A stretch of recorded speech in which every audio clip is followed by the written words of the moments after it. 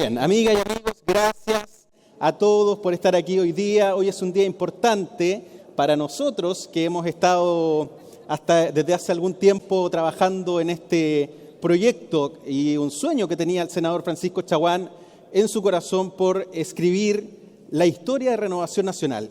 En síntesis, antes de dar paso a nuestros espectaculares presentadores que tenemos en esta jornada, solamente quisiera contarles muy brevemente lo que fue la construcción de este libro. Este libro fue idea del senador Francisco Chaguán hace ya más de 1 año y medio. Cuando el senador decidió iniciar este libro, sabíamos que iba a ser una tarea muy difícil, no solo porque la información respecto al partido estaba disgregada en distintos lugares y nunca se había hecho un esfuerzo por sistematizar la información relativa al partido. Recién, después de este esfuerzo, conversaciones, reuniones, entre los que contamos a cerca de 40 personajes de la historia de nuestro partido, podemos decir que hoy tenemos una construcción, o lo que se puede aproximar a la construcción histórica del caminar de Renovación Nacional. Sin más, invito a pasar a este escenario a la historiadora y doctora en Historia de la Universidad Complutense de Madrid, autora de más de 70 libros sobre historia de Chile, entre ellos el libro Confesiones Políticas de Sergio Onofre Jarpa, que fue también una de las fuentes a las que recurrimos para construir este libro. Invitamos, también fue entrevistadora, y eso tiene mucha relación con su exposición, del programa Cita con la Historia. Invitamos a Patricia Arancibia Clavel.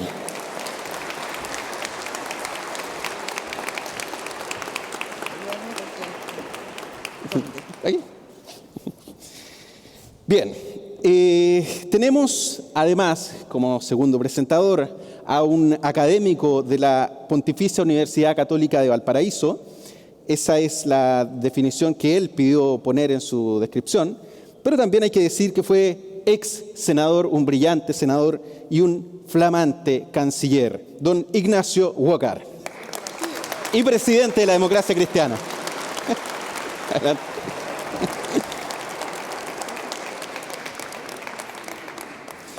Bueno, ahora vamos con uno de casa, uno que todos ustedes conocen y que hoy día vamos a conocer un poco más, ex senador de Renovación Nacional y 2 veces presidente del Senado, don Sergio Romero Pizarro.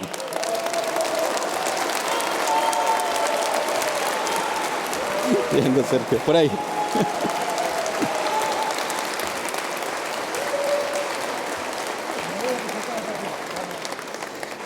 Y por último, el autor de este libro, abogado, senador de la República por la región de Valparaíso, elegido 2 veces senador en la región de Valparaíso, y me gustaría agregar a su descripción que para mí también un gran amigo, senador Francisco Chaguán.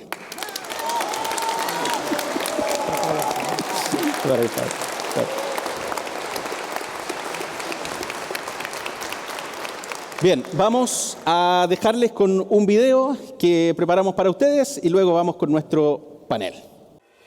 Renovación Nacional nace como heredero de una larga tradición de hombres y mujeres que hicieron de la acción política un servicio a Chile. Nuestro partido surge como una respuesta a los desafiantes momentos históricos que vivía Chile a fines de los años 80. Cuando nuestros liderazgos estuvieron disponibles en momentos en que Chile más lo requería, iniciando con ello un camino de 3 décadas de servicio al país.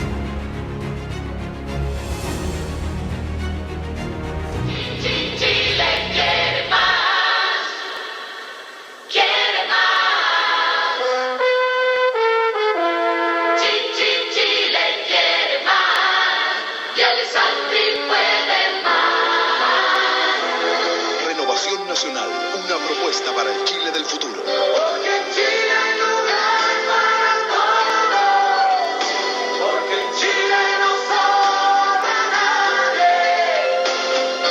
Juntos renovemos la esperanza. Si podemos soñarlo juntos, juntos podemos. Porque quiera, se puede decirle al mundo Chile puede más que nadie.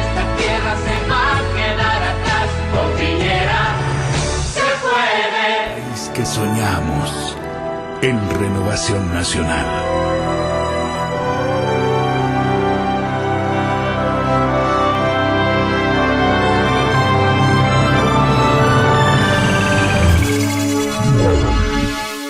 Cuando conocí al Pancho me gustó al tiro.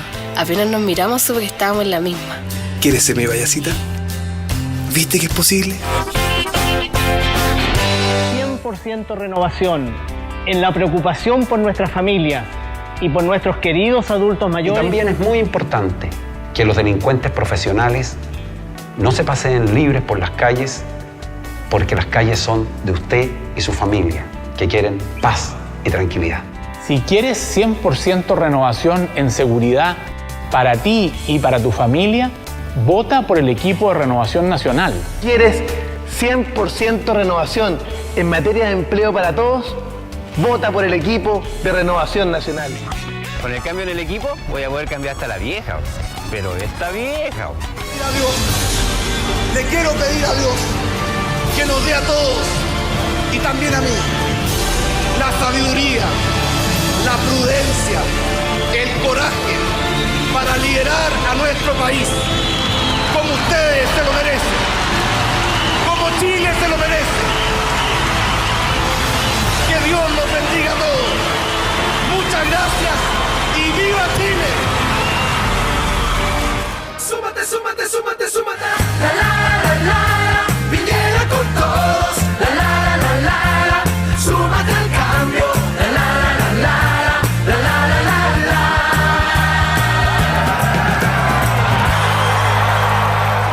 Así, Chile así con un mañana se levantará contento así, sembrando con amor y abriendo el corazón, pronto va a venir cantando así. Un Chile así, mirando al cielo, así queremos Chile, así queremos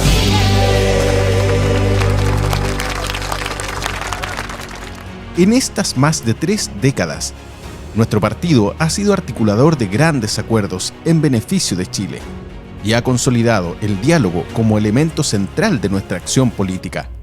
Y la historia así lo ha reconocido. Mis profundos agradecimientos como expresidente de la República de Chile a Sergio Onofre Jarpa, presidente entonces de Renovación Nacional, un partido que estaba en la oposición, que junto con su partido nos dio los votos en el Senado para hacer posible 2 leyes fundamentales para el éxito de mi gobierno: la reforma tributaria y la reforma laboral. Hoy en día, nuestra democracia sigue exigiendo de los partidos políticos y también de Renovación Nacional la representación de los intereses ciudadanos y la búsqueda de la convergencia indispensable para seguir avanzando, tal como se ha hecho en los últimos 30 años. Así las cosas, fue nuestra propia historia la que nos puso en el camino de cumplir la palabra empeñada. Este mismo Consejo se atrevió a decirle a Chile: vamos por el rechazo y también por una buena y nueva Constitución para Chile. En medio de días complejos para nuestro país, la historia nos empuja nuevamente a ser protagonistas de los cambios que Chile necesita, promoviendo acuerdos desde nuestras ideas. Las ideas de Renovación Nacional le han hecho bien a Chile. En RN no sobra nadie. Somos todos llamados a poner a Chile por delante, reivindicando siempre la política al servicio de las personas.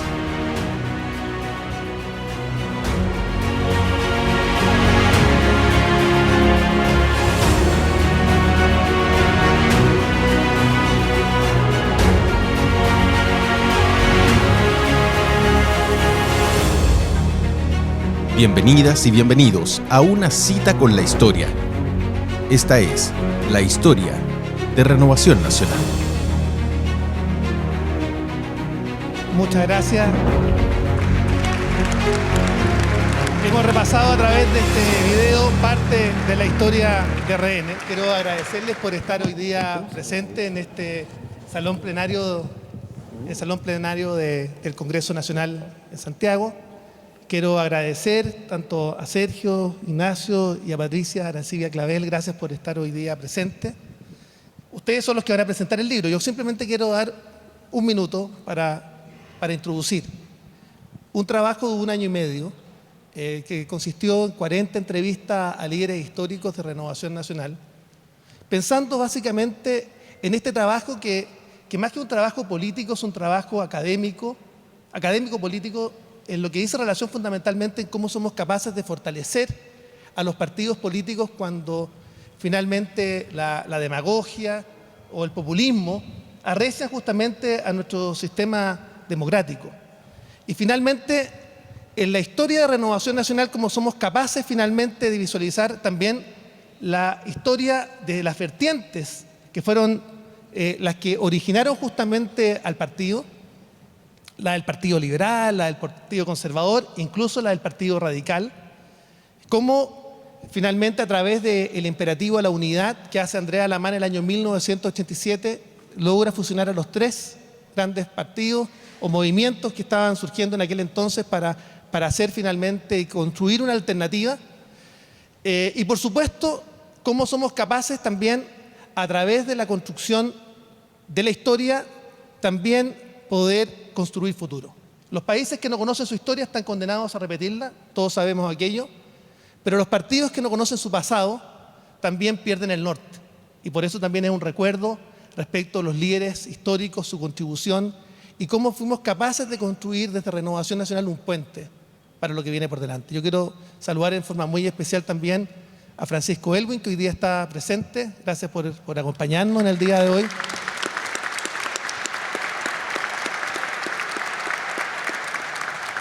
A exministros de Estado de distintos gobiernos, muchas gracias por estar presentes en el día de hoy. Y por supuesto también a todos los que creemos en la democracia, creemos en la capacidad de construir acuerdos y en la capacidad finalmente de entender que siempre, como decía Miguel Otero, primero Chile, segundo Chile y tercero Chile, siempre Chile y los intereses colectivos están por delante. Quiero dejar con ustedes, en primer lugar, a Patricia Arancibia Clavel. A Patricia, adelante, por favor. Hola, muy buenas noches ya a esta hora. Estoy impresionada porque los políticos en general viven aquí en este Congreso, ¿no? En este edificio. Yo hace mucho tiempo que no venía y aquí está concentrada gran parte de la historia política de Chile. Así que es importante no olvidar eso y me siento muy honrada, Pancho, que me hayas dado la oportunidad de presentar tu último libro, el cual, ya se ha dicho, es una síntesis de 3 décadas de un partido que sin duda ha sido fundamental en la historia política del Chile reciente. Reunir información relevante e incluso inédita sobre el origen y desarrollo de Renovación Nacional, resaltando a aquellos que forjaron su identidad y han permitido su progreso, ha sido sin duda una tarea ardua. Ha sido, yo creo, muy difícil. Por ello, valgan las primeras felicitaciones, Francisco, por esta labor. Sé lo que significa, la verdad, escribir un libro y puedo imaginar las dificultades que has enfrentado para sintetizar una historia no historiada, de la cual has sido protagonista, testigo y protagonista, y darle a pesar de ello un marco de imparcialidad. Y es que, como tú misma lo señalas en la introducción, no es posible separar al observador de lo que observa al sujeto del objeto que se estudia, más aún cuando en tu caso has formado parte del partido desde tu época de estudiante secundario, desempeñando diversos roles, desde simple militante hasta hoy ser un flamante presidente de la colectividad.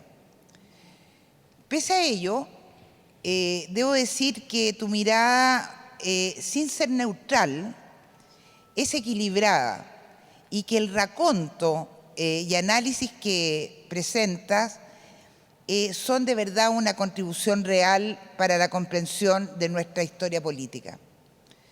Hasta donde yo sé, y me lo ratificó aquí tu asistente, este es el primer libro que relata de manera sistemática y coherente la génesis y desarrollo de Renovación Nacional, un partido, como he dicho antes, no solo clave para la historia política de Chile, sino para la transición, y también capaz de llevar en 2 ocasiones, no olvidemos, a uno de los suyos a la moneda. Por otra parte, creo también que el libro tiene el mérito de que, aparte de abordar la historia partidaria desde 1987 en adelante, hace, y esto para mí es importante, una interesante genealogía de los partidos y movimientos que configuraron la derecha desde los albores de la República. El tema es de suyo interesante porque nuestros políticos, en general, arrastrados por la vorágine del día a día, no se han dado el espacio necesario para hacer una pausa y reflexionar sobre el pensamiento y las actividades de quienes los precedieron. No es común que se haga. Y a mi juicio, solo mirando hacia atrás y haciéndolo con espíritu crítico, se pueden valorar aciertos y reconocer errores. La historia obviamente que da lecciones y enseña, pero si de verdad se le conoce y si de verdad se le estudia. Leyendo el capítulo Herederos de una tradición, me vino a la mente un artículo que escribí en el 2010, después del primer triunfo de Sebastián Piñera. Se llamaba La derecha política o la presencia de una ausencia. Y en él sostenía que las fuerzas y las ideas de este sector han estado mucho más presentes de lo que se supone en nuestra larga historia política y que sus fracasos electorales, especialmente en el siglo XX, obedecieron más bien a las divisiones y personalismos de sus dirigentes que al grado de vigencia de su cosmovisión. Generalmente se olvida que fueron los conceptos de autoridad, orden, apego y respeto a la ley, junto con un acendrado patriotismo, los que marcaron su impronta a la nación chilena y que fueron también esos principios de derecha los que durante gran parte del siglo XIX le dieron estabilidad política y prestigio a Chile en el concierto de las naciones hispanoamericanas. La genealogía, por decirlo así, las raíces de Renovación Nacional que Francisco esboza en su libro, me lleva también a rescatar ciertas características que, para bien o para mal, están arraigadas en el ADN del partido. Más que en el partido, en la historia del sector en general. Desde su origen, la derecha chilena ha sido bicéfala y con dirigentes rebeldes. Surgió aglutinada en torno a 2 sensibilidades, una conservadora y otra liberal, que siguen siendo claramente perceptibles hasta el día de hoy, sobre todo en temas valóricos, aunque también en temas políticos. El ideal conservador, más presidencialista, estuvo cerca de los gobiernos fuertes, autoritarios y centralizadores, mientras que el ala liberal más cerca al Congreso y al régimen parlamentario. Y esa discusión está todavía o está empezando a ser cada vez más vigente en el mundo político actual. Por otra parte, desde siempre también hubo, decía, díscolos y rebeldes al interior de los partidos de derecha. Los personalismos, quién sabe si provocados por el arraigado individualismo de sus miembros, cooperó sin duda la falta de unidad e impidieron que durante gran parte del siglo XX, salvo en 1958 con Alessandri, la derecha estuviera fuera del poder.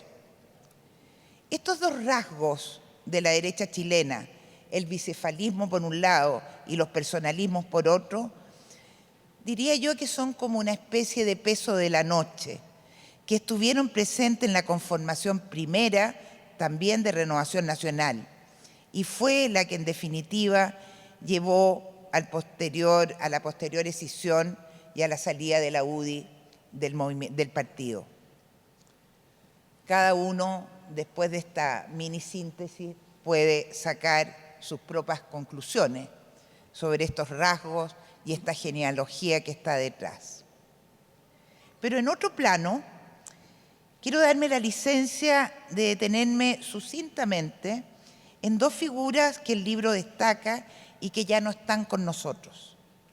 Me refiero a Ricardo Rivadeneira y a Sergio Onofre Jarpa, porque creo que como los dos primeros presidentes del partido, es la ocasión más propicia para recordarlos y darles el reconocimiento que se merecen. Tuve el privilegio de conocerlos más a fondo porque los entrevisté largamente en mi programa Cita con la Historia. Ambos fueron fieles a sus convicciones. Ricardo, gran abogado, con un estilo suave y ponderado. Don Sergio, campechano y cazurro, con un liderazgo más abierto y frontal. Los dos, de alguna manera, representaban al Chile viejo, austeros, sencillos, caballeros, amantes de la historia, del campo y de sus tradiciones, pero sobre todo eran dueños de un espíritu libre y pragmático que pusieron al servicio de la causa de la unidad. Con fuerte raicambre nacionalista, uno y otro habían sido partidarios, no olvidemos, de Jorge Prat, y eran claramente anticomunistas. Y tenían sus razones, obviamente. Consideraban que dicho partido era, en esencia, y a mi juicio lo sigue siendo, antidemocrático, que avalaba la violencia como método para llegar al poder, incentivaba la división de clase entre los chilenos y, quizás lo más importante, se supeditaba a una ideología foránea que no respetaba el alma nacional. Jarpa, todos sabemos, había sido el principal líder de la derecha, fue el principal líder de la derecha durante la Unidad Popular. Dirigió el Partido Nacional, creado en 1966 de la fusión de liberales y conservadores, cuando el sector de la derecha vivía su peor momento y había tenido unas de las derrotas electorales más humillantes de su historia. Recuerden, marzo 1965. Gracias a su carácter y capacidades, Jarpa aunó voluntades y fue el representante más activo en la lucha contra los intentos totalitarios del gobierno de Allende. Con gran, diría yo, asertividad y manejo político, llegó a acuerdos con la democracia cristiana. Ignacio, siempre te lo recuerdo. Dando vida dando vida en 1972 a un pacto electoral, el CODE, que frenó los avances de los partidos marxistas. Aunque no se crea, Jarpa era mucho más de centro de lo que se piensa y con un ideario más bien social cristiano, más aún que de derecha. Recuerdo que en algún momento en una de las entrevistas me dijo, pero Patricia, él usaba un término, ¿cómo le diré? ¿Cómo le diré, Patricia? Yo no soy un hombre de derecha. Entonces yo lo quedaba mirando como diciendo de qué me está hablando. Pero él era un hombre de un pensamiento nacionalista, social cristiano, pero no de la derecha como liberal o conservadora propiamente tal, tradicional. Y él apoyó la candidatura, para los que no lo sepan, presidencial de Eduardo Frei Montalva, en dos oportunidades, en 1958 y en 1964, es decir, no apoyó a Alessandri. Y al igual que Rivadeneira, si bien creía en la economía social de mercado, nunca fue, y en eso sí que discutíamos, nunca fue entusiasta de los Chicago Boys, poniendo más énfasis en lo social que en el libre mercado. Él fue el impulsor de la apertura política cuando fue ministro del Interior del general Pinochet. Ambos, con Rivadeneira, acogieron el llamado de Andrés Alamán a formar un nuevo partido un año antes del plebiscito de 1988. Y así, dejando de lado legítimas y clásicas diferencias, los dos se jugaron, como diría Unamuno, todos enteros en el grito, por conformar Renovación Nacional, un partido libertario, abierto, y como me reitera un gran amigo mío, Felipe Cabezas, que espero que esté por aquí, gran partidario de Renovación Nacional, un partido, digo, lleno de matices, que desde el primer momento buscó ser articulador de acuerdos para llevar adelante una transición pacífica a la democracia. Defensores ambos de los principios que 200 años antes habían dado forma a nuestra naciente república, tanto Rivadeneira como Jarpa aportaron su experiencia, su bonomía y liderazgo a la causa común, que para ellos, como decía Pancho hace un rato, para otro dirigente, tenía un solo nombre: Chile. Quiero terminar tratando de ser justa, porque no puedo dejar de mencionar en esta mini reseña al tercer presidente del partido, quien con su juventud y visión le inyectó energía y fuerza al naciente movimiento, a la naciente colectividad. Andrés Alamán, que no sé dónde está en este momento, pero con quien yo conversé mucho también en entrevistas y en Cita con la Historia. Él siempre consideró que uno de los grandes errores que había cometido la derecha, su sector, había sido acabar de manera muy poco, diría yo, previsora, la disolución del Partido Nacional, quedando sin el espacio intelectual suficiente para repensarse como partido. La ola estatista, colectivista, socialista, que venía empujando el carro desde la década del 60, había obligado a la derecha a convertirse en un partido más bien contestatario, de reacción, de defensa, de lucha, sin darse el tiempo y el espacio, insisto, para proyectarse a los nuevos tiempos. Por lo tanto, el gran mérito, a mi juicio, que tiene Andrés Alamán fue, primero, impulsar la unidad de los tres movimientos, ¿no es cierto?, que van a conformar Renovación Nacional, y por otra, darle un contenido conceptual inequívoco al sector, que con un proyecto de sociedad renovado y claro, moderno, estuvo posteriormente en condiciones de salir a buscar su lugar para dirigir, para que uno de sus miembros dirigiera los destinos del país.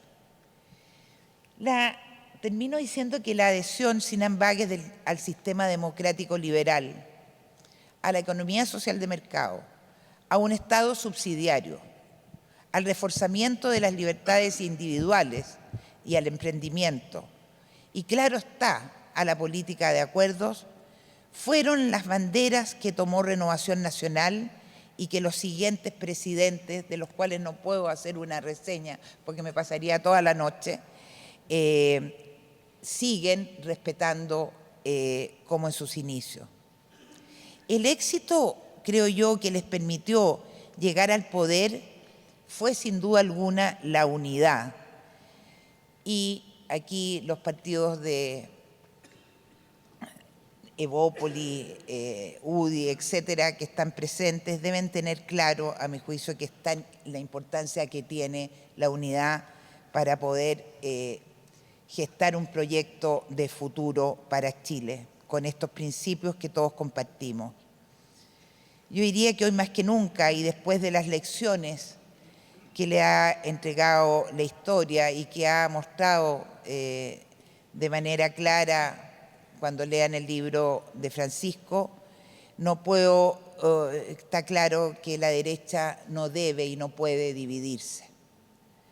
El siglo XX no fue suyo, pero sí puede ser el siglo XXI. Y todo eso va a depender simplemente de sus dirigentes y de sus miembros. 1.000.000 de gracias a todos ustedes.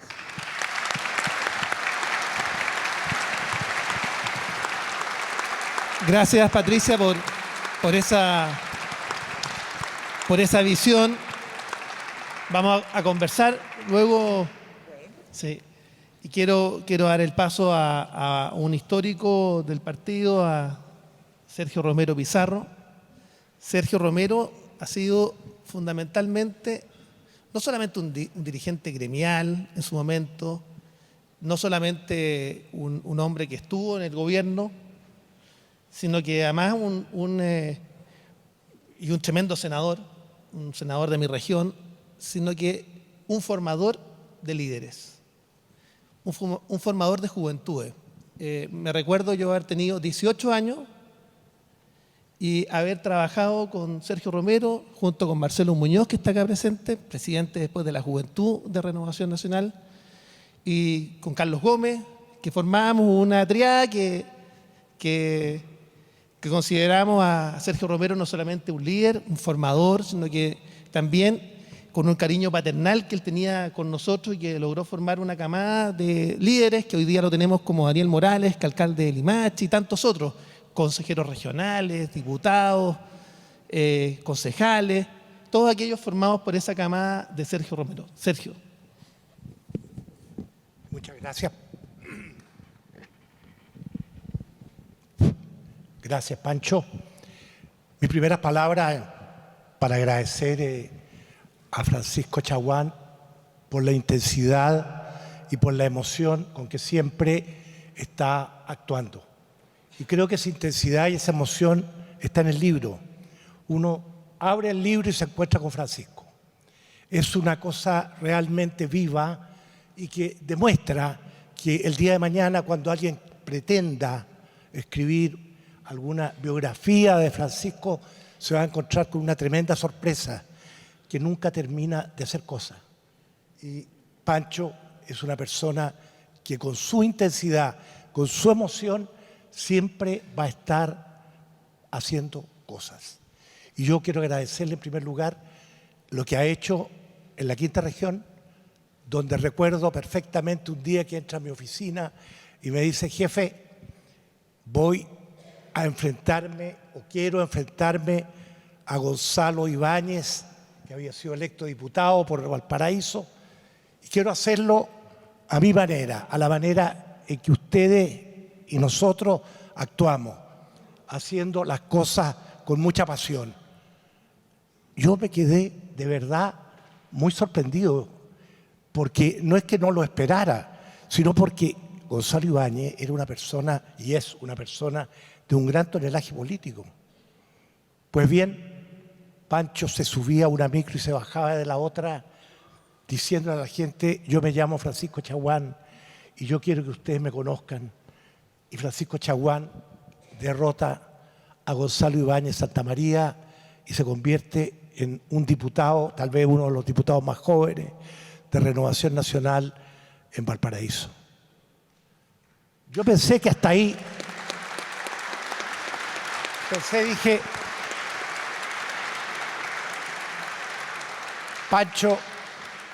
Pancho va a tranquilizarse y naturalmente va a estar un tiempo largo de diputado. Graso error. Pancho intensamente y emocionalmente me dice: oiga, jefe, ahora que soy diputado, quiero enfrentarme con Joaquín Lavín como senador por Valparaíso. ¿Pero qué estás diciéndome? Sí, quiero enfrentarme con él. No terminó de decírmelo cuando me llama por teléfono Joaquín Lavín y me dice: oye, ¿trabaja contigo o trabajaba contigo Francisco Chaguán, que es diputado, primer periodo? Sí, le digo yo. Oye, pero ¿tú no le dijiste que yo voy de candidato a senador? Sí, le dije. Bueno, ¿y qué te dijo? Que te iba a ganar, le dije. Y lo ganó.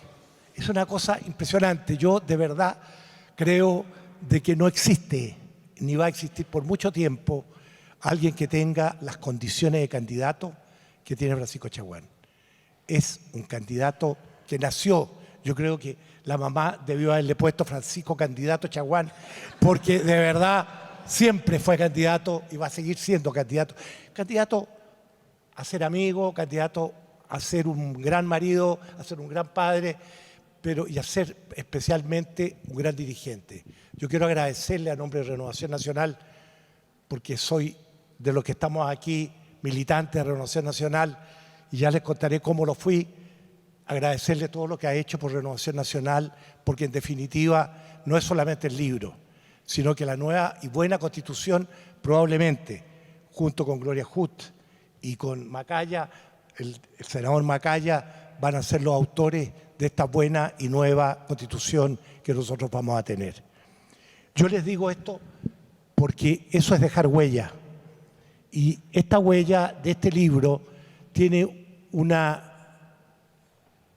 sabor a haber vivido todos los acontecimientos. O sea, esto es un libro vivido. Yo cuando abrí el libro y lo empecé a leer, no terminaba nunca, porque la verdad es que es muy entretenido. Entretenido sobre todo porque nos estaba recordando hechos y situaciones reales. Y yo quiero detenerme a propósito de la brillante exposición que hizo nuestra querida Patricia Arancibia, que hizo de verdad una pincelada muy exacta de cuál es el origen de Renovación Nacional, cuáles fueron sus primeros pasos, que yo los comparto plenamente porque yo soy un viejo conservador. Fui presidente de la Juventud Conservadora, piensen ustedes, de hace muchos años atrás. Quiero decirles de que el libro tiene una segunda parte que es muy importante y que hay un personaje que surge con mucha fuerza, y el personaje se llama la transición chilena. Esa transición chilena que no tiene ni nombre ni apellido, porque nos pertenece a todos los que nos incorporamos a ese Senado fundacional de los años 90, presididos por un gran estadista que fue Gabriel Valdés Subercaseaux. Yo quiero decirlo que es muy importante lo que yo les estoy diciendo, porque Gabriel Valdés marcó con un sello muy propio de él, con mucho señorío, con mucha caballerosidad, un sello de darle a ese Senado la aptitud de poder construir un nuevo Chile, porque en definitiva Chile se estaba reconstruyendo. Y junto con Patricio Aylwin, de grata recuerdo, en lo personal también, y a quien siempre aprecié muchísimo, nosotros pudimos hacer una transición que de verdad es la base de lo que hoy día se está gestando en el país. Todos estos estremecimientos y estas situaciones difíciles, estos tiempos recios que está viviendo Chile, están cimentados sobre una base muy sólida, que es la transición chilena. La transición chilena fue muy difícil. Nosotros no nos conocíamos. La verdad que ni siquiera yo conocía cuando fui electo senador independiente, porque yo era dirigente gremial. Era de los gremialistas, pero no los de Jaime Guzmán, eran los gremialistas de los gremios de Chile, de la voz de los gremios. Yo fui presidente de Radio Agricultura y ahí estábamos con la voz de la libertad y la voz de los gremios. Y quiero decirle que cuando Sergio Onofre Jarpa me invitó a ser candidato, yo lo acepté, y lo acepté porque le tenía una gran admiración a Sergio Onofre Jarpa. Siempre se la he tenido. Y porque era un hombre que siempre estaba poniendo a Chile por encima de cualquier consideración. Ese día en que me invitó a ser candidato a senador, yo dije, bueno, creo de que tenemos que ver con quién vamos a tirar la carreta. Y Jarpa me dice, usted está electo y vamos a invitar a los demás senadores, hay algunos por aquí, ¿no es cierto?, de aquella época, y nos invitó a un almuerzo. Y en ese almuerzo dijo al final, hay que elegir un jefe de comité. Jefe de comité es el jefe administrativo, llamémoslo así, el jefe político, que en algún instante tiene que ordenar a la bancada y poder representarlo ante la mesa directiva del Senado en este caso. Y en una votación que probablemente nunca trascendió lo suficiente, fui electo jefe de comité y alcancé a obtener un voto más que mi estimado amigo Sebastián Piñera. Cuestión que yo creo que nunca lo pudo soportar Sebastián con esa tenacidad y esa fortaleza que lo caracterizaba y que siempre se la hemos admirado. Y ahí nos conocimos un grupo de 13 senadores. Era la bancada más importante que tenía el Senado fundacional.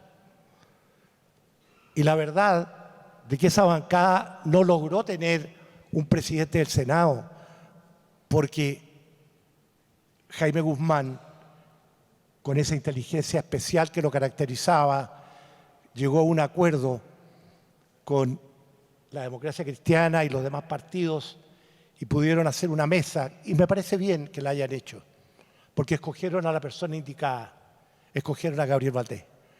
Sin Gabriel Valdés hubiese sido muy difícil la transición chilena. ¿Por qué? Porque en definitiva los ritmos de una corporación como el Senado o la Cámara de Diputados la da la mesa directiva, la dan los comités.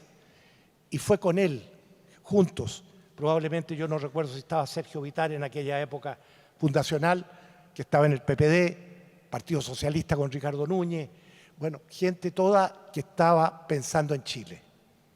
Y nosotros fuimos, como Patricio Aylwin agradecía a Renovación Nacional las reformas tributarias y las reformas laborales, empezamos a hacer un camino, que no fue fácil, porque la verdad es que la mayoría de los senadores de Renovación Nacional, y que yo me sentía representante de esa mayoría, creíamos que la transición tenía que transcurrir de acuerdo con los cánones que se habían planteado en esa Constitución que muchos rechazaban, que era la Constitución de 1980.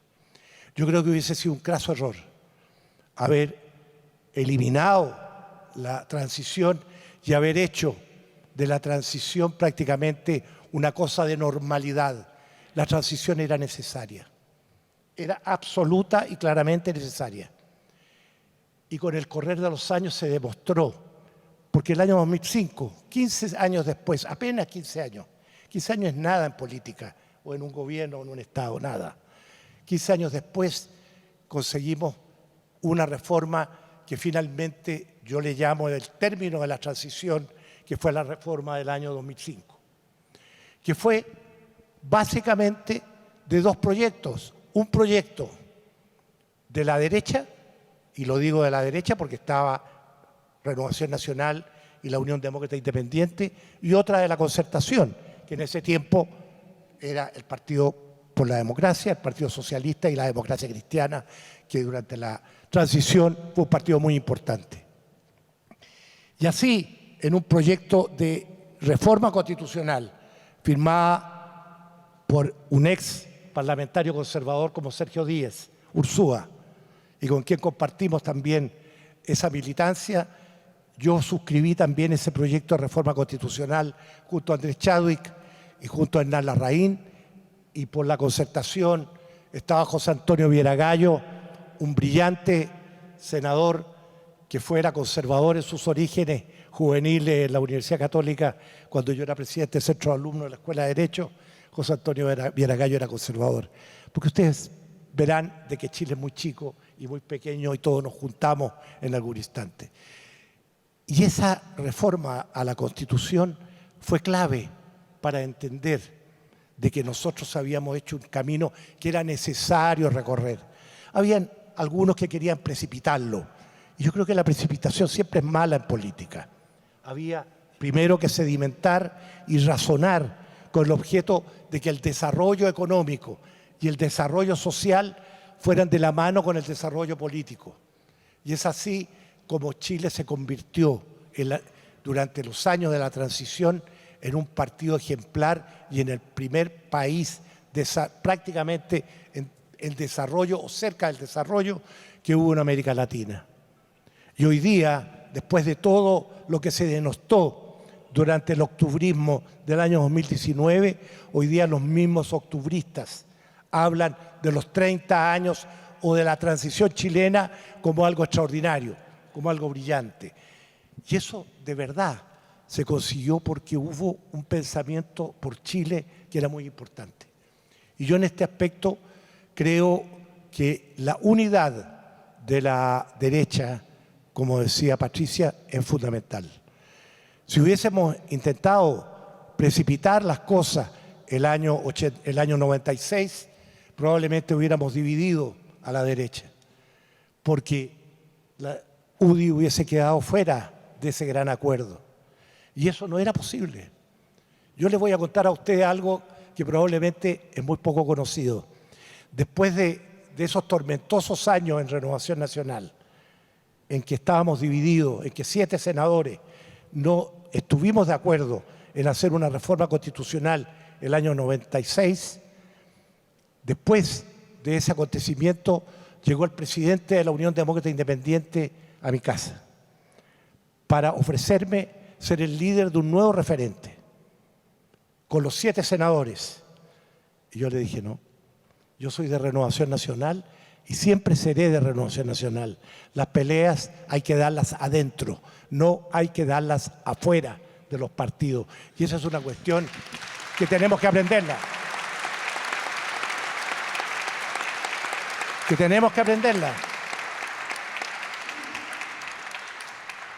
Porque dividir no cuesta nada. Y entender de que muchas veces, como decía Churchill, porque cuando hay una anécdota que decía que Churchill hablaba de los adversarios, entonces alguien le dice, no, le dice, ellos son los enemigos. No, dice Churchill, los enemigos están en mi partido, están detrás mío. Es verdad, la pasión en la política hace que muchas veces nosotros tengamos la tentación de tener posiciones tan encontradas que nos puedan llevar a separarnos. Nunca nos separemos. Pensemos como los viejos conservadores que el matrimonio es para toda la vida. Muchas gracias, Pancho. Muchas gracias, Sergio. Vuelvo a insistir, Sergio Romero,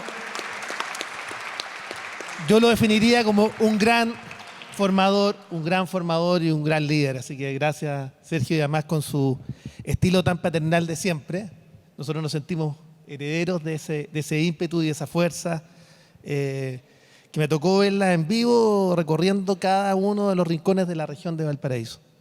Y con esa misma fuerza quiero presentar a mi amigo.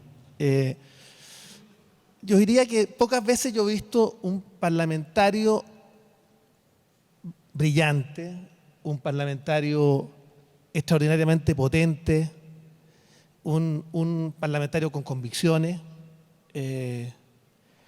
un parlamentario con el cual logramos cerrar un acuerdo en 2012. Y me tocó a mí instigar un poco dentro de Renovación Nacional ese acuerdo, el acuerdo de RNDC, entre Renovación Nacional y la Democracia Cristiana. Y yo quiero recordar simplemente lo que nos decía Soledad Alvear. En estas conversaciones, la primera reunión de aquella fue en mi casa, y luego tuvimos una serie de reuniones en las que no se enteró nadie, la prensa, y cuando anunciamos en conferencia de prensa, golpeamos incluso hasta la propia moneda, que no estaba enterada, porque fuimos capaces de cumplir y honrar la palabra empeñada y mantener el sigilo para un acuerdo que pudo haber cambiado la historia de Chile. Soledad Alvear nos decía, viene un tsunami de proporciones si no somos capaces de hacer los cambios institucionales.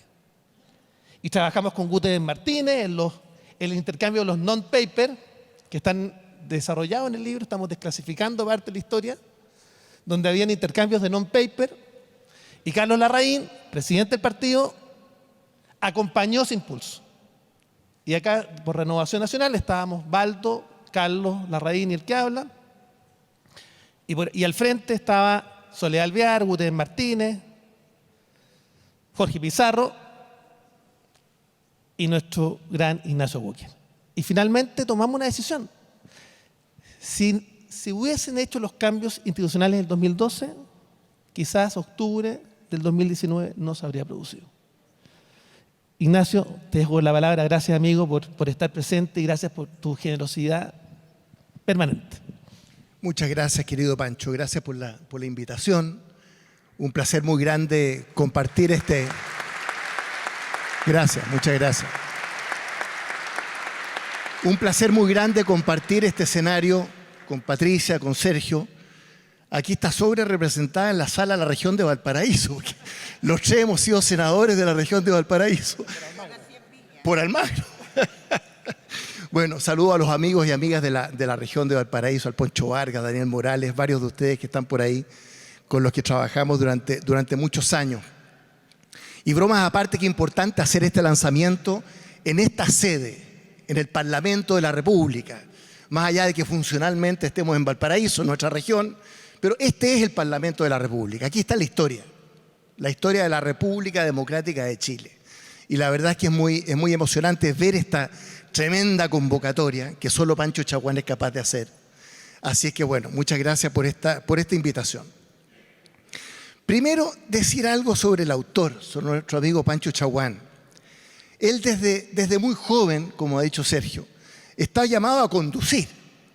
Y el currículum habla de un político muy precoz, que realmente se fue haciendo un camino, ¿no es cierto?, con mucha visión, con mucha fuerza, una trayectoria política muy notable, ¿no? Como digo, nos conocemos en la región de Valparaíso desde hace varios años. Una vitalidad asombrosa que uno se pregunta, ¿a qué horas duerme Pancho Chaguán? No duerme. Yo lo conversaba con tu mamá, la señora Lidia, una gran amiga de La Calera, de la provincia de Quillota. Admira demasiado a Ignacio. Es que nos queremos mucho con Lidia. Y yo le decía, oiga, cuide a su hijo porque no duerme, si trabaja todo el día y toda la semana. Bueno, una tremenda vitalidad, como aquí se ha dicho. Y por lo tanto, un tremendo amor en ese hogar, con su mujer, con sus hijos, ¿no?, que permita este político, este diputado, este senador, 24/7, todoterreno, motor fuera de borda, lo que ustedes quieran, ¿no? Y una tremenda convocatoria aquí, además de norte a sur, que solo él es capaz de lograr. Yo me acuerdo que en la última elección, el 2017, cuando íbamos de candidato a senador, él ganó, yo perdí, ¿no? Daba la sensación que Pancho Chaguán estaba al mismo tiempo en Petorca y en San Antonio. Y yo decía, pero así no se puede competir. Era una cosa increíble, realmente prodigiosa. Bueno, felicitaciones también a Luis Pereira, el editor, que ha colaborado mucho. Un aplauso. Ahí está Luis. A todo el equipo que hay detrás de este libro, que están mencionados también en la primera página. Bueno, Una segunda reflexión, y esto muy relacionado con lo que dice Patricia, también Sergio, que surge de la historia que se narra en este libro. Algo que es muy notable en Chile, comparativamente con América Latina, y cómo en nuestro país desde muy temprano se dio la conformación, la consolidación de una derecha muy fuerte, muy potente, que fue parte de la construcción de la República y que fue una constante en el siglo XIX y en el siglo XX, como ambos lo han dicho. Renovación Nacional entronca con toda una historia, un proceso político que le dio forma al Estado en el siglo XIX, el Estado en forma, ¿no? Siguiendo a Spengler, que lo tomó Alberto Edwards, ¿no? La construcción del Estado en forma que tuvo la impronta de esa derecha, ¿no es cierto?, del siglo XIX, tan importante, y que contribuyó a consolidar la democracia en el siglo XX. Por lo tanto, Chile ha sido una excepción en América Latina, donde ha habido derechas muy débiles en América Latina, desde México, Argentina, Brasil, el Perú. Colombia es una excepción también, en que había una derecha importante, conservadora, liberal. Uruguay de alguna manera, pero en Chile se dio esto que fue la regla y no la excepción, ¿no? Construida por pelucones y pipioles, con el triunfo para los pelucones sobre los pipiolos en la batalla del Ircay en 1830, y muy particularmente por el Partido Conservador, ¿no? Que ha sido un eje fundamental del desarrollo político chileno, ¿no? Y que realmente está como una constante también en la historia de Chile. Y esa historia, aquí vamos, tiene mucho que ver, ¿no es cierto?, con la construcción de este momento. Y ya que me han invitado, por mis raíces históricas y familiares también, pasemos a esto último, el tema de cómo se fue construyendo esta historia en que la derecha va tomando una fuerza muy importante. La Falange Nacional, antecedente de la democracia cristiana, era la juventud del Partido Conservador. Eso era la Falange, mi partido de toda la vida, que aunque ya no me vinculo formalmente desde el año pasado, yo siempre seré demócrata cristiano porque es un partido, una adhesión doctrinaria a lo que uno sienta. Bueno, y que compartían una visión de la historia. Eduardo Frei Montalva escribió con Alberto Edwards el libro La historia de los partidos políticos, justamente entroncando con esa historia. Frei Montalva, Leighton, Tomic, todos eran admiradores de los decenios, de Prieto, de Bulnes, de Montt. Frei Montalva era un gran admirador de Manuel Montt, y por lo tanto hay un entronque muy importante con esa historia de Chile, con la historia del Partido Conservador. Nuestro informativo interno, hasta hace muy poco, durante toda la época de la Falange, así como el de ustedes se llamaba Renovación, como tú dices en el libro, el nuestro se llamaba el IRCAI, hasta hace 15 años, ¿no? O sea, nosotros conmemorábamos el triunfo del IRCAI de 1830, ¿no? Con pelucones, con estanqueros, con o'higginistas, y por lo tanto tuvo mucho que ver con esa historia de construcción del Estado en forma, con esa consolidación de la democracia. También, claro, teníamos la radio Balmaceda, presidente Balmaceda, porque veíamos en Balmaceda un precursor de la modernización, del desarrollo, aunque nuestras raíces eran antibalmacedistas. En la Guerra Civil de 1891, estoy hablando de la Falange, estoy hablando de la democracia cristiana. Bueno, ¿y qué ocurrió entonces, ¿no?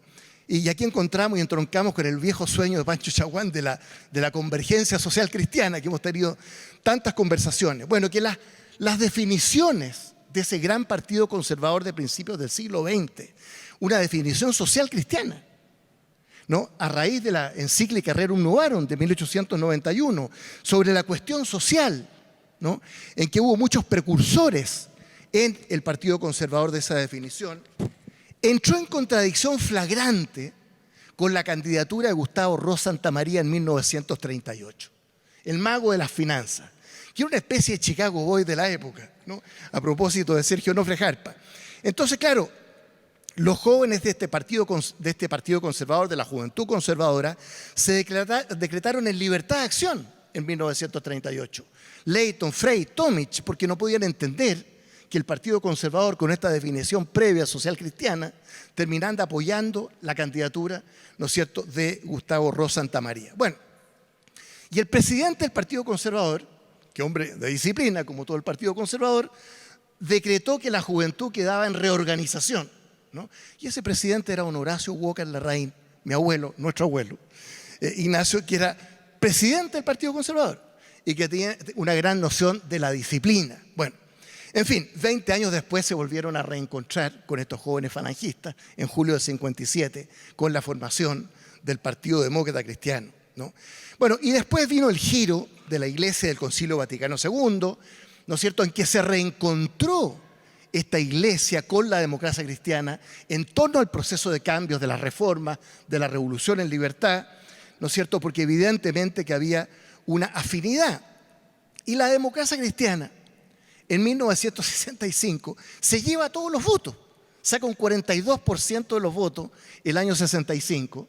El Partido Nacional, que se estaba como formando el 66, saca un 12,5%, y lo que ocurrió es que la ADC, con este entronque con la Iglesia del Concilio Vaticano II, logra disputarle el voto campesino a la derecha conservadora, católico y las mujeres, ¿no? Y por lo tanto se explica este desbalance tan importante en 1965. Bueno, 82, mayoría absoluta en la Cámara.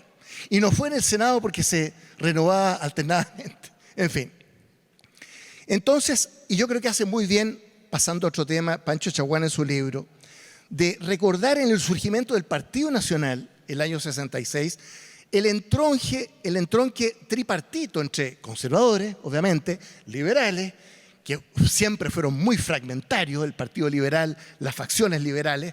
Balmaceda llegó al poder en 1886 con la idea de reunificar a la familia liberal, y eran 5 facciones al final de su gobierno. Bueno, pero el Partido Conservador, el Partido Liberal y Acción Nacional, que aquí se ha mencionado.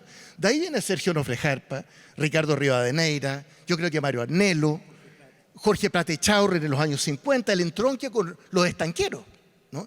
Entonces, junto con conservadores y liberales, está esta vertiente de Acción Nacional que fue muy importante en el Partido Nacional, que asume el liderazgo con Onofre Jarpa, y en la transición entre el 87 y el 90, como dice Pancho en el libro, Sergio Onofre Jarpa es el presidente, ¿no es cierto?, del partido. Y por lo tanto, yo no quiero desalentar a Pancho con su proyecto de la convergencia social cristiana, pero la historia de Chile es así, de encuentros y desencuentros, ¿no?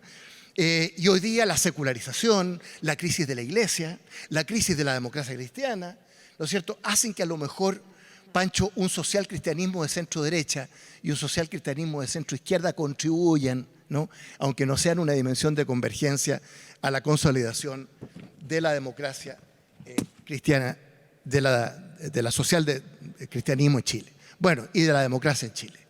Voy terminando. Yo quiero recoger lo que decía Sergio, lo que decía Pancho, lo que decía Patricia, el aporte en la transición democrática de Renovación Nacional, que está muy bien destacado aquí en el libro. El concepto de la democracia de los acuerdos, Andrés Alamán, que creo que fue muy importante con su liderazgo, que luego sería la democracia de las alternativas, el 91-92, cuando ya la UDI le disputaba el voto electoral a Renovación Nacional, y finalmente la democracia de las libertades, con Sebastián Piñera, y por lo tanto hay allí un momento muy importante. Y yo celebro, lo tenía aquí anotado, este discurso de Patricio Aylwin.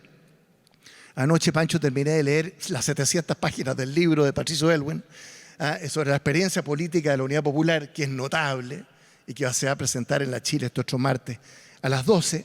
Bueno, Renovación Nacional votó a favor de la reforma tributaria y la reforma laboral el año 90-91, con Aylwin, con Alejandro Foxa y con René Cortázar, y la UDI votó en contra de ambos proyectos, porque los dirigentes de la UDI y sus intelectuales orgánicos, como diría Gramsci, me acuerdo de Sergio de Castro, de José Piñera, de Hernán Vigi, decían que se estaba desmoronando el modelo.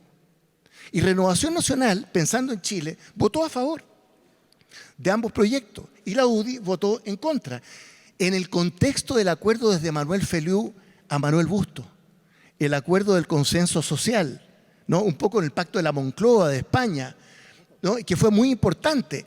Hubo solo 2 voces en contra de ese acuerdo, ¿no?, de empresarios y trabajadores, solo 2 voces en contra, la SOFOFA y el Partido Comunista.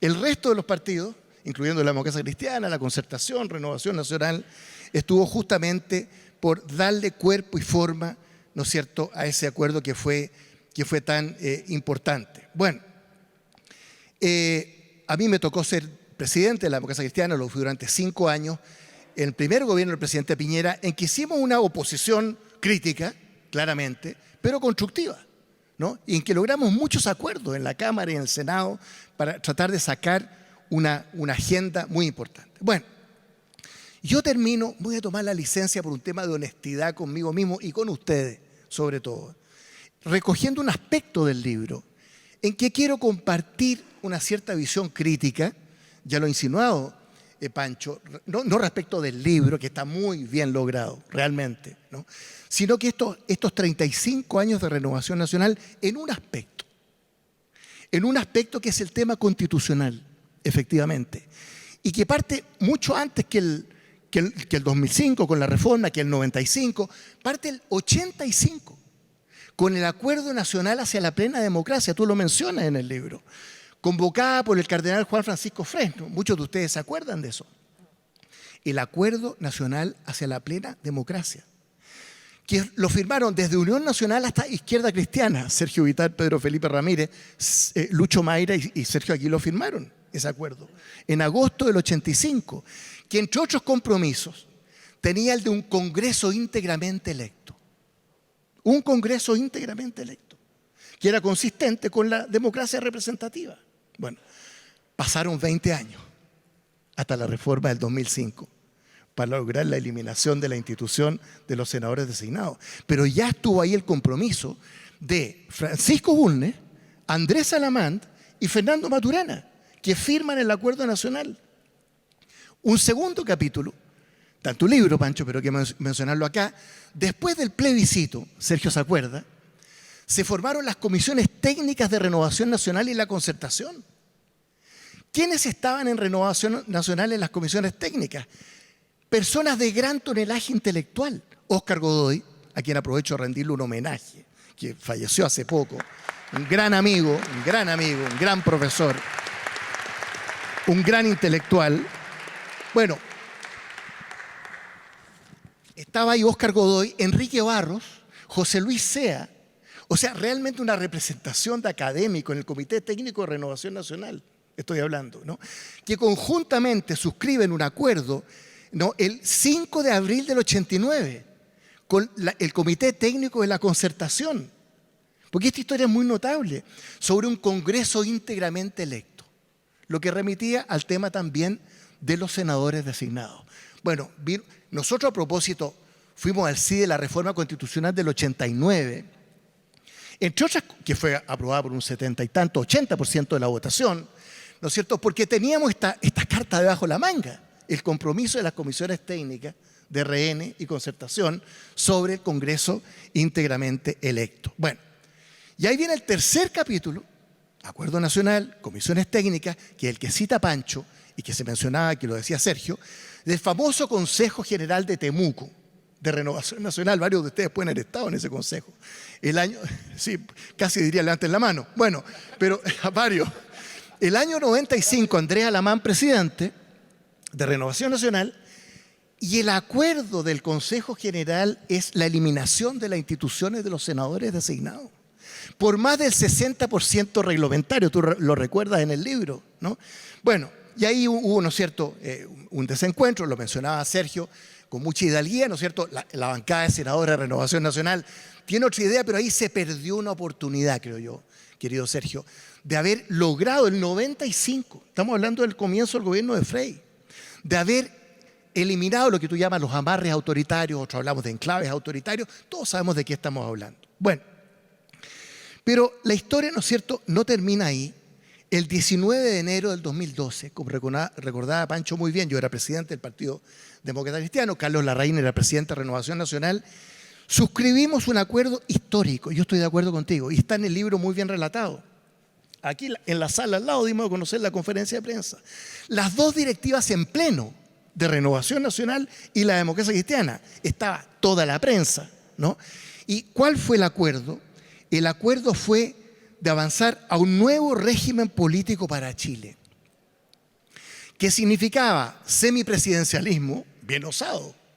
O sea, un presidente de la República como jefe de Estado, un primer ministro como jefe de gobierno, descentralización efectiva con elección de gobernadores regionales, en fin, y cambio del sistema electoral binominal.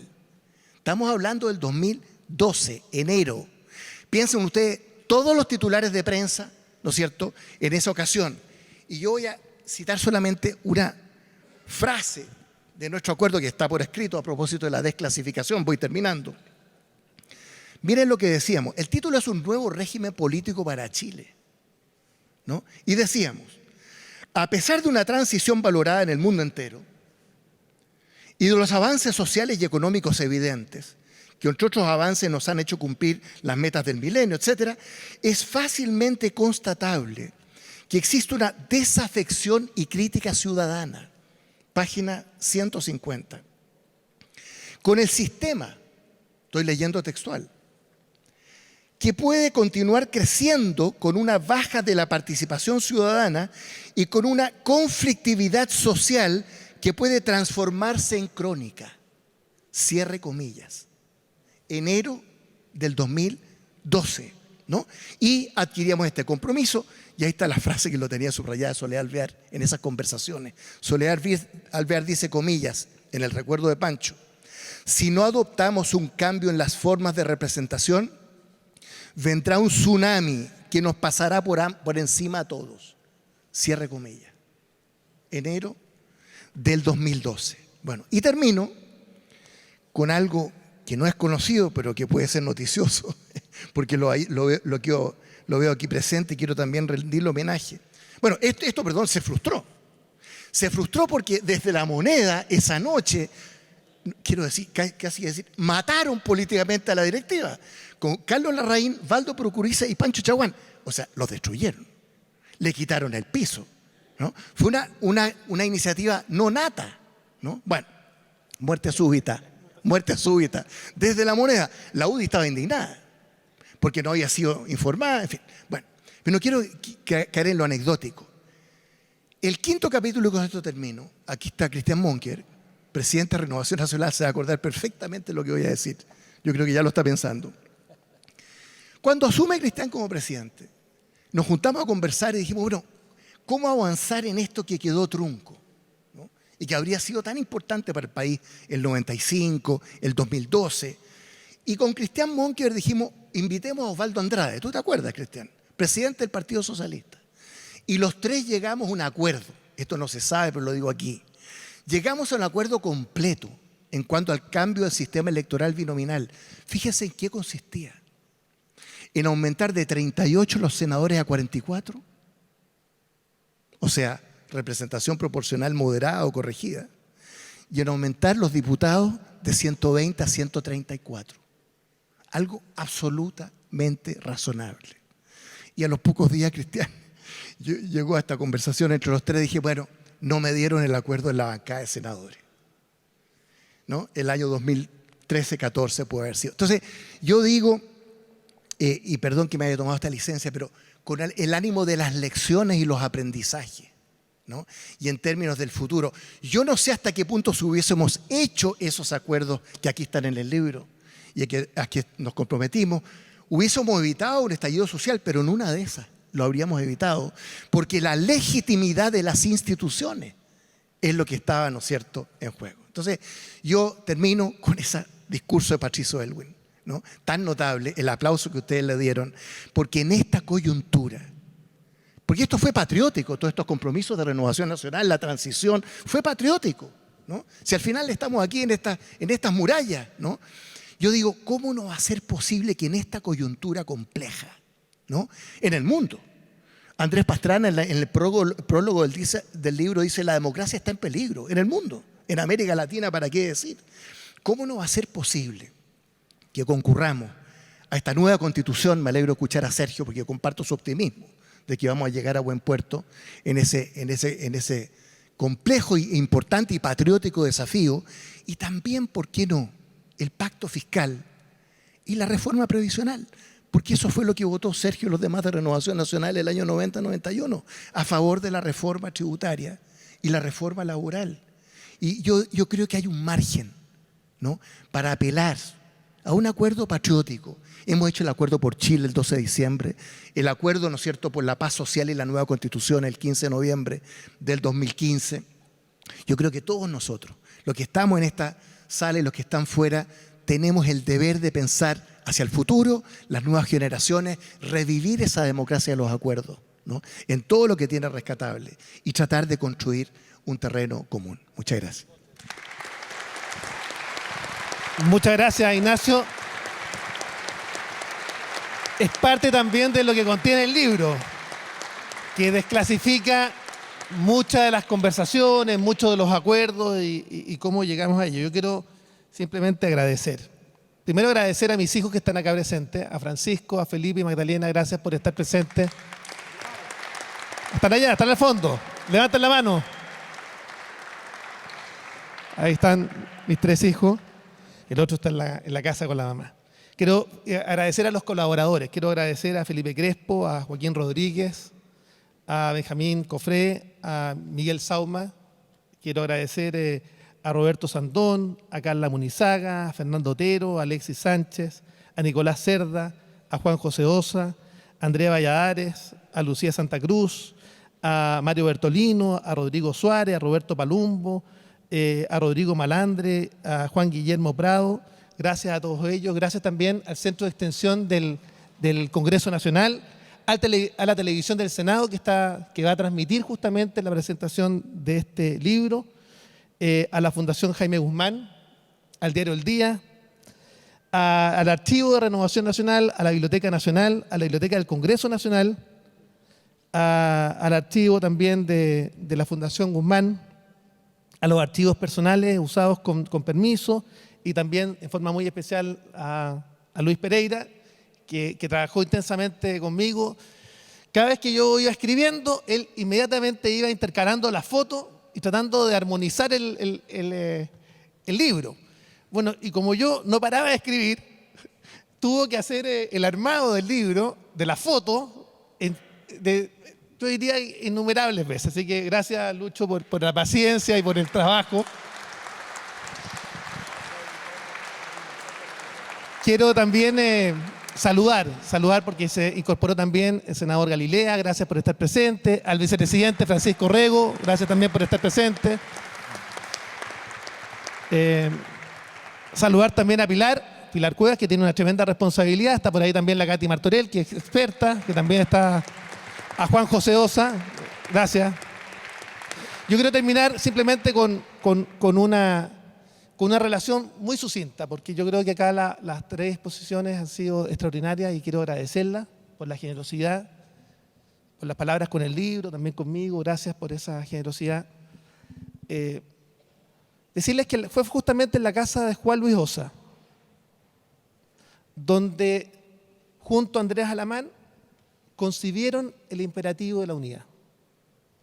Esa carta enviada a todos los partidos y movimientos de la centro derecha y la derecha chilena a unirse en un solo gran partido, que entendiera que la unidad estaba justamente en la diversidad, reconociendo los entronques y las raíces liberales, conservadores y radicales, las raíces socialcristianas y nacionalistas que se fusionaron justamente en Renovación Nacional.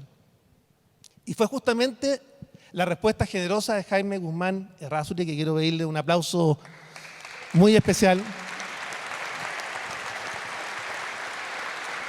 Asesinado en democracia, quien dice: el llamado de unión nacional es un llamado patriótico.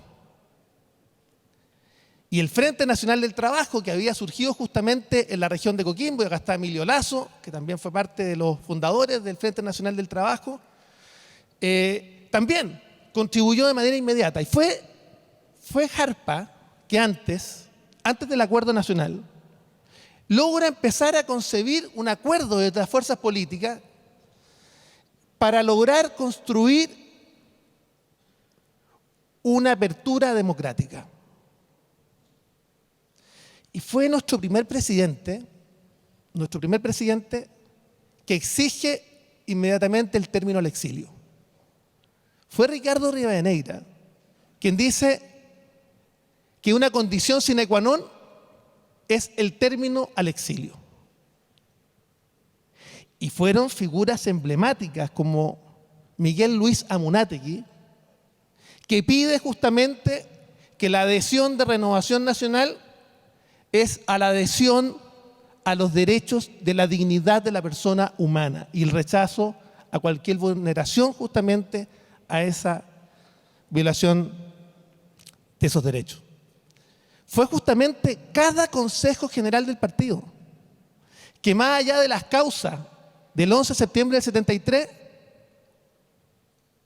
dijo que podrá haber debate respecto de que si fue justo y necesario o fue una solución pedida por amplios sectores del mundo político, pero que nunca avalaron la vulneración de los derechos fundamentales.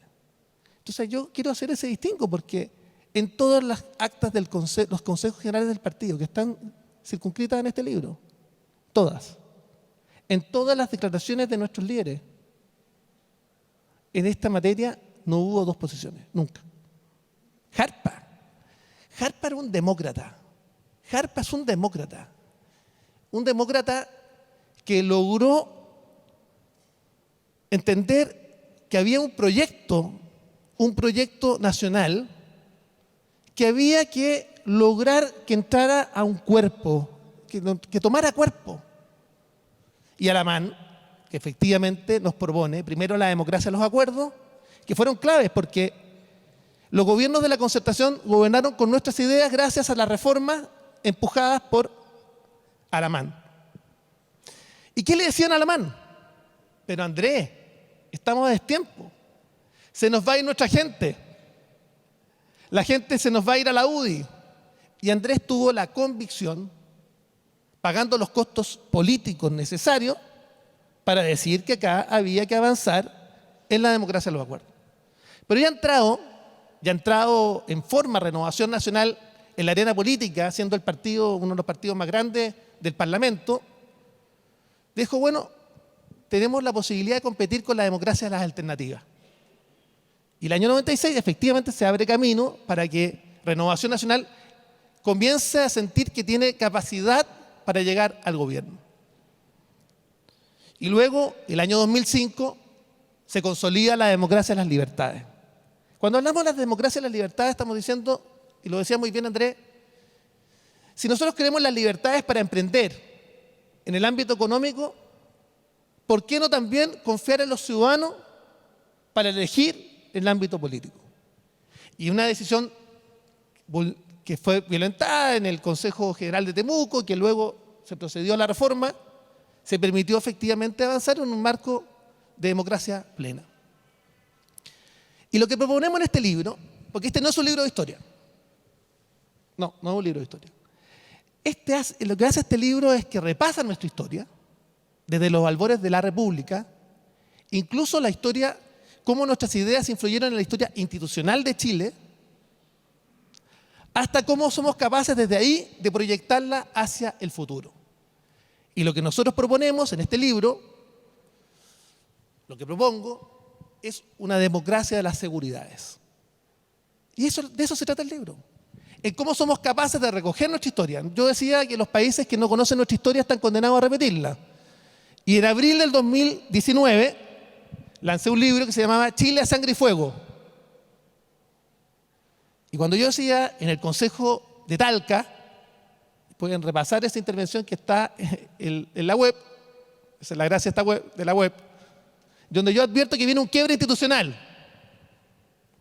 Viene un quiebre institucional y que la historia es cíclica y que acá hay un problema de representación, aludí a la oportunidad fallida del acuerdo del 2012 y que acá íbamos a estar enfrentados a un quiebre institucional por la falta de adhesión a la democracia como sistema de gobierno en nuestros jóvenes, por la validación de la violencia como método de acción política y que esto era complejo y que había que hacer un esfuerzo mayúsculo en términos de entender que acá hay que considerar que el proyecto colectivo de nación con una mirada de mediano y largo plazo, con sentido identitario, con sentido de pertenencia era fundamental.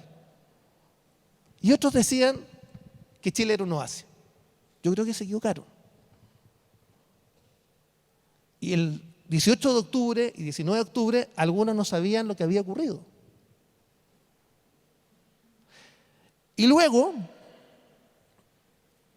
lo que queremos plantear es que la única manera de construir un Chile donde todos y cada uno de sus hijos sean parte de una misma mesa, donde seamos capaces, más allá de nuestras diferencias, entender que el proyecto colectivo de nación implica generosidad e implica pagar costos. Y algunos me decían, pero Pancho, ¿cómo vamos a ir a firmar el acuerdo por Chile? ¿O cómo vamos a ir a la moneda a entender que acá hay que insistir en el proceso constituyente? Y yo les quiero decir algo, que yo y Gloria, y creo que estoy hablando por Gloria y también por Javier, estamos dispuestos a pagar el costo 1 y 1000 veces. Y les voy a contar por qué. Porque lo más importante en política es cumplir la palabra empeñada. Cuando nosotros le dijimos a los chilenos, esta no, sí una buena y nueva, provocamos que muchos chilenos confiaran en nosotros. Y es cierto, la historia juzgará si estuvimos en lo correcto. Pero yo creo que si somos capaces de construir un pacto social de largo plazo, donde no haya cuestionamiento a la legitimidad de nuestra Carta Fundamental, y donde seamos capaces de mirarnos a los ojos y entender que acá hay un proyecto colectivo de nación de largo plazo, las cosas cambian. Yo les quiero decir, con esto termino, que la democracia y la seguridad implican que todo chileno, todo aquel que habite esta patria grande, esta patria nueva, no importando su cuna, que sea capaz de desplegar todo su potencial, que dé curso a la iniciativa, a la creatividad, que sea capaz de formar y escribir su propia historia, su propio destino. Esa es la patria nueva, la patria grande, que todos soñamos. Y acá hay algunos que van a hablar desde la trinchera ideológica. Hay algunos que van a preferir atrincherarse y hablar al son de los vientos. Yo les quiero contar que cuando uno dirige un barco, que pretende que ese barco sea un transatlántico, uno puede navegar en contra de la dirección de los vientos. Y yo espero que Renovación Nacional tenga la visión y los próximos líderes que tendrán que dirigir el partido en lo que viene por delante tengan la claridad que conducir implica responsabilidad, que conducir implica pagar costos, que conducir implica ser capaces de no privilegiar el capital político propio, sino que el proyecto colectivo. Si somos capaces siquiera de soñarlo, imaginarlo, si somos capaces de construir una patria nueva, joven, una patria grande, una patria donde quepan todos, una patria que sea un proyecto colectivo donde todos nos sintamos parte, habremos construido un mejor Chile para todos. Muchas gracias por estar presente y gracias por venir.